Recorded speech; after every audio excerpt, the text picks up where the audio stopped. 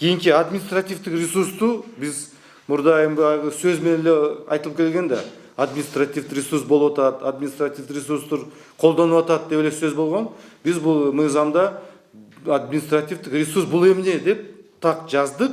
Жана шу административдик ресурсту 26 пункттан биз кайсы учурларда административдик ресурс болду деп 26 пункттан биз жазып чыктык.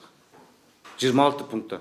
Бир мисал, эгерде сиздер телефон аркылуу видеодон мисалы мекеменин жетекчиси, балким милициянын жетекчиси же мектептин жетекчиси өзүнүн колунун астында иштеп аткан адамга, кызматкерге сен бул партияны шайлаба, бул партияны шайла деп видео тартылып калса, анда бул адам жетекчи мыйзам бузду деп эсептелинет, жана ал жоопкерчиликке тартылат. Бюджеттен каржыланган, бул республикалык бюджеттен жана жергиликтүү бюджеттен каржыланган массалык маалымат каражаттарынын мекемелери партиялардан акча албайт.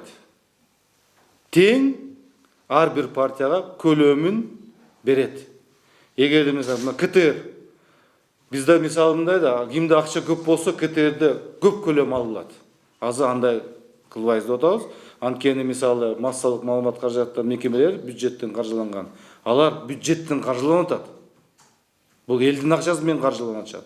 Алар милдеттүү түрдө бүт партияларга эфирди тең көлөмдө бериш керек деген мына биз ошо ой менен. Бул телевидение болобу, сайт болобу, газет болобу, бул бирдей көлөм бериш керек. Кийинки норма жазып атабыз. Кийинки норма ушул көлөмдүн 3төн 2си теледебатка берилиш керек. Көрүп атабыз. Анткени ушу теледебатта партиялар өзүнүн программасын айтыш керек. Биздин мамлекетибиз кайсы нуктага, биздин мамлекетибиз кайсы багыт менен барат деген мына ушу программалар айтылыш керек. Айтылыш керек. Адамдардын аң сезим, адамдардын ой жүгүртүүсүн өзгөртүш керек. Ушул сайт аркылуу, гезит аркылуу ушундай өзгөртүш керекпиз да. Мына ошол норманы жазып атабыз. Акыркы 2-3 күндө көрүп атам соцсеттерде артисттер жана спорт оюндар, иш-чараларды, концерттерди ошол тыюу салып атабыз.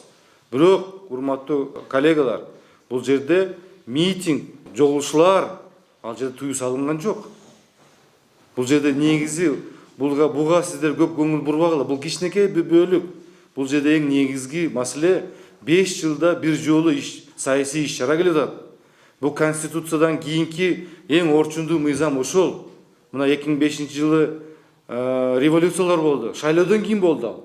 Анткени наразычылык болгон, административдик ресурстар колдонгон, мыйзамдар туура эмес жазылган, массалык маалымат каражаттар бюджеттен каржыланган, алар туура эмес иштешкен деп мына наразычылыктар пайда болгондо, мына ошого биз ошол жерден айтып атабыз, бул шайлоочу концертке эмес, собранияга, митингке келип программаларды уксун деген ой менен биз айтып атабыз.